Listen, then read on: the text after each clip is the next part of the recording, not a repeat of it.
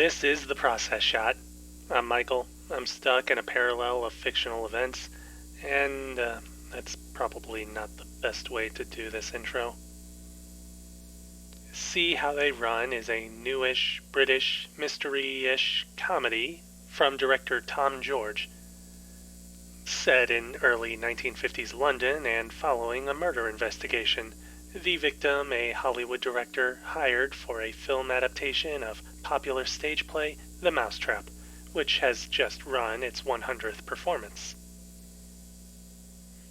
Inspector Stoppard is tasked with the case, with rookie Constable Stalker assigned as an assistant. Naturally, solving this case isn't going to be easy, with everybody in the play's production a suspect and Constable Stalker being quick to make conclusions. But as the clues fall into place, the truth may be just as strange as fiction, which is funny because it turns out The Mousetrap was based on a true story, but I don't want to get ahead of myself here. Anyways, this story is pretty much a basic whodunit storyline, which I feel confident saying out loud because it does a good job reminding the viewer of this at several points. The movie has a bit of a knack for self-reference, especially in early scenes that not only hint at concepts that will spring up later in the story, but almost break the fourth wall through other metatextual jokes.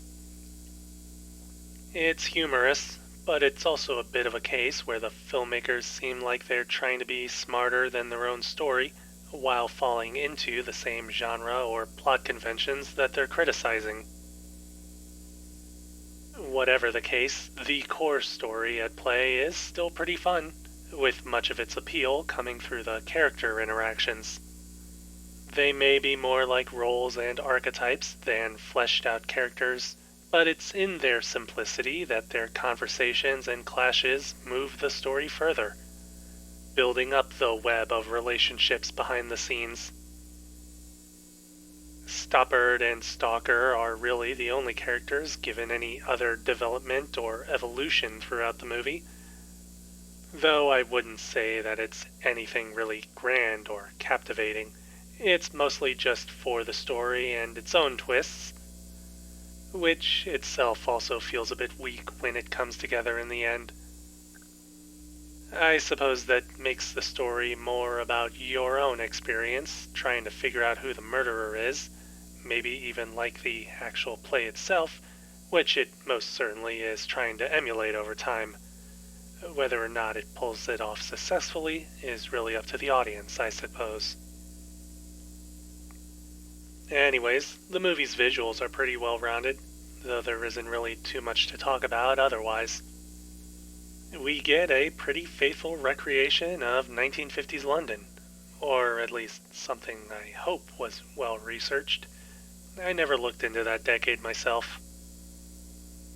There are certainly a lot of small details placed into scenes and set pieces, generally for flavor more than story building, but it's neat to see how much was put into the production design.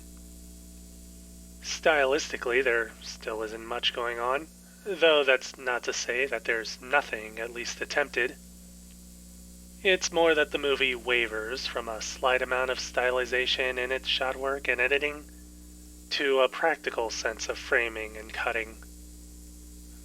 The most extreme that any of this gets is a use of split screen, usually only for a few seconds at a time before entering a flashback. It's like a glimpse of something that could have been interesting if used more as a storytelling device than a segue.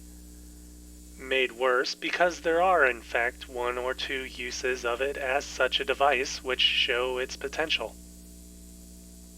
Either way, it still does a well enough job getting across what it needs to say, which can also be said of the film's story as well.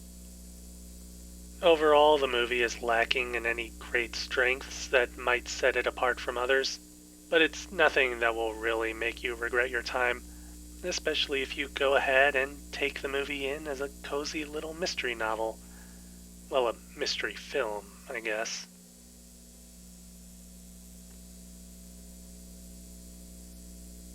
see how they run. Tom George, 2022.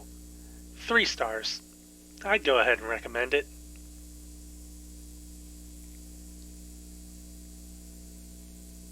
That's it for this review.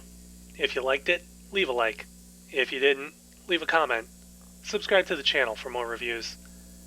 I will say, it might have been nice if the movie did try to shake things up a bit more instead of kind of sticking to what it knew. Either that, or it could have gone all in with the cliches and tropes to the point of absurdity. I don't know.